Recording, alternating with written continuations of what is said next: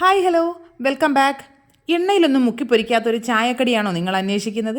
എങ്കിൽ അതിന് പറ്റിയൊരു ഐറ്റമാണ് കേട്ടോ ഇത്. നല്ല ഹെൽത്തി ആയിട്ടുള്ള ഒരു ഐറ്റമാണ്. എങ്ങനെയാണെന്ന് നമുക്ക് കണ്ടാലോ?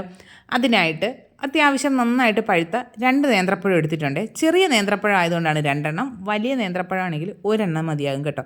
അത് ഇതുപോലെ ചെറുതായിട്ട് മുറിച്ചെടുക്കുക. ഇനി ഒരു പാൻ അടുപ്പിലേക്ക് വെച്ച് കൊടുക്കുക. അതിലേക്ക് 1 ടീസ്പൂൺ നെയ്യ് ഒഴിച്ച് ഈ പഴം ചേർത്തിട്ട് നന്നായിട്ടൊന്ന് വഴറ്റിയെടുക്കണം. വഴറ്റിയെടുക്കുക എന്ന് പറഞ്ഞാൽ നമ്മളിൽ പഴം വാട്ടിയതുപോലെ അല്ല, നന്നായിട്ട് അങ്ങോട്ട് ഉടച്ചെടുക്കുക. ആദ്യം സ്പാച്ചുല വെച്ച് നോക്കിയിട്ട് കഴിയുന്നില്ല എന്നുണ്ടെങ്കിൽ പൊട്ടറ്റോ സ്മാഷർ എടുക്കുക, നന്നായിട്ട് അങ്ങോട്ട് സ്മാഷ് ചെയ്തെടുക്കുക. ഇനി ഇതിലേക്ക് 1/2 കപ്പ് നിറയെ തേങ്ങ ചേർക്കുന്നുണ്ട്. ഫ്രഷ് ആയിട്ടുള്ള തേങ്ങയാണ്. നിങ്ങളുടെ കയ്യിൽ ഫ്രഷ് തേങ്ങ ഇല്ല എന്നുണ്ടെങ്കിൽ ഡെസിക്കേറ്റഡ് കോക്കനട്ട് ചേർത്താലും മതിയാകും. പക്ഷേ ആ ഫ്രഷ് തേങ്ങയ്ക്കാണ് കുറച്ചുകൂടി ടേസ്റ്റ് കൂടുതലും. ഇതെല്ലാം കൂടി നന്നായിട്ട് മിക്സ് ചെയ്യുക. ഇനി നമുക്കിതിനെ ഒരു പാത്രത്തിലേക്ക് മാറ്റി വയ്ക്കാം. എന്നിട്ട് ഈ സെയിം പാനിൽ തന്നെ 1 ടീസ്പൂൺ നെയ്യ് കൂടെ ഒഴിച്ച് കൊടുത്തിട്ട് ഒരു എക്സ്ട്രാ ടേസ്റ്റിന് വേണ്ടി കുറച്ച് നട്ട്സും കിസ്മിസും ഒന്ന് വറുത്തെടുക്കുന്നുണ്ട്. ചില കുഞ്ഞുങ്ങൾക്ക് ഇതൊന്നും അങ്ങനെ കടിക്കുന്നത് അത്ര ഇഷ്ടമുള്ളതായിരിക്കില്ല. അങ്ങനെയാണെങ്കിൽ നമുക്കത് ഒഴിവാക്കാവുന്നതാണ്. ഈ നട്ട്സ് വറുത്ത് കോരിയതിൽ ബാക്കിയുള്ള നെയ്യിലേക്ക് 1 കപ്പ് വെർമിസലി ചേർത്ത് കൊടുക്കുന്നുണ്ട്.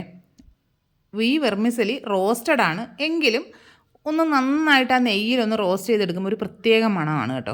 250 ml കപ്പിൽ 1 കപ്പാണ് വെർമിസലി എടുത്തിരിക്കുന്നത്. അതേ കപ്പിൽ തന്നെ 1 കപ്പ് ചെറു ചൂടുള്ള വെള്ളം നമ്മളിതിലേക്ക് ഒഴിച്ചു കൊടുക്കണം. പച്ചവെള്ളം ഒരിക്കലും ഒഴിക്കാൻ പാടില്ല. ചെറു ചൂടുള്ള വെള്ളം, ഒരുപാട് തിളപ്പിച്ച വെള്ളം വേണ്ട, ചെറു ചൂടുള്ള വെള്ളം ഒഴിച്ചു കൊടുത്തിട്ട് നന്നായിട്ടൊന്ന് മിക്സ് ചെയ്തതിന് ശേഷം അടച്ച് ഏറ്റവും ഫ്ലെയിം എത്രത്തോളം കുറച്ച് വെക്കാൻ പറ്റുമോ അത്രത്തോളം കുറച്ച് വെച്ചിട്ട് വേണം ഇതൊന്ന് കുക്ക് ചെയ്തെടുക്കാനായിട്ട്. വെള്ളത്തിൻ്റെ അളവ് നമ്മൾ എപ്പോഴും ശ്രദ്ധിച്ചോളുക. വെള്ളം കൂടിപ്പോയാൽ ഇതെല്ലാം കൂടി വെന്ത് ആകെ കുഴഞ്ഞൊരവസ്ഥയായി തീരും.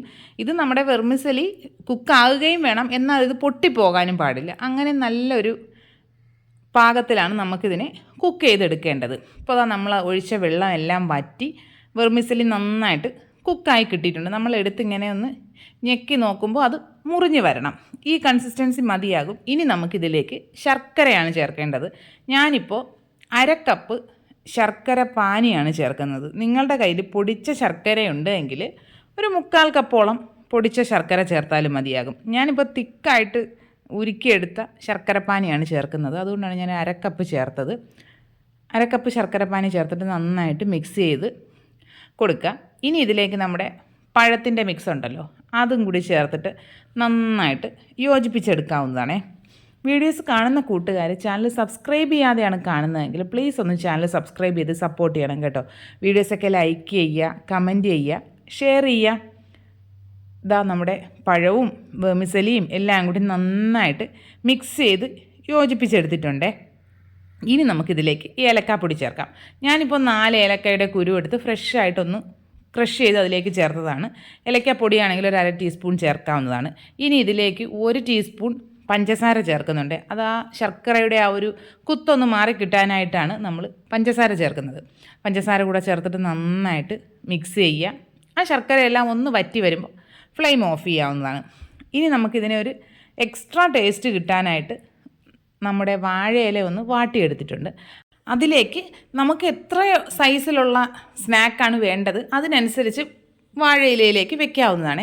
ഈ സൈഡെല്ലാം ഒന്ന് ലെവൽ ചെയ്തതിന് ശേഷം ഇത് വാഴയിലേക്ക് അകത്ത് വെച്ച് കവർ ചെയ്തെടുക്കുക. ഇതുപോലെ ഒന്ന് മടക്കിയെടുത്തതിന് ശേഷം ഞാനൊരു സ്റ്റീമറിൽ വെള്ളം വെച്ചിട്ടുണ്ടായിരുന്നു, അതിലേക്ക് വെച്ച് കൊടുക്കുക. ഹൈ ഫ്ലെയിമിലിട്ട് 5 മിനിറ്റ്. ആ സമയം കൊണ്ട് ഇത് നല്ല അടിപൊളിയായിട്ട് ഒന്ന് കുക്കായി കിട്ടും. ഇത് ഓൾറെഡി കുക്കായ സാധനമാണ്, എന്നാൽ ഇങ്ങനെയൊന്ന് ചെയ്യുമ്പോൾ ഒരു അടിപൊളി ഒരു ടേസ്റ്റ് കിട്ടും കേട്ടോ. നന്നായിട്ട് ചൂടാറിയതിന് ശേഷം എടുക്കാൻ ശ്രമിക്കുക. പക്ഷേ എനിക്ക് അത്രയും ക്ഷമ കിട്ടിയില്ല. ഞാൻ അതിന് മുൻപ് തന്നെ ഇത് എടുത്തിട്ടുണ്ടായിരുന്നു. നല്ല അടിപൊളി ടേസ്റ്റാണ്. എല്ലാ കൂട്ടുകാരും ട്രൈ ചെയ്ത് നോക്കുക. ഫീഡ്ബാക്ക്സ് കമൻറ്റ് ബോക്സിൽ അറിയിക്കുക. നല്ല അടിപൊളി ഡിഷാണ്, ഹെൽത്തിയാണ്. അപ്പോൾ മറ്റൊരു വീഡിയോ ആയിട്ട് ഉടനെ കാണാം. അതുവരെ ബൈ.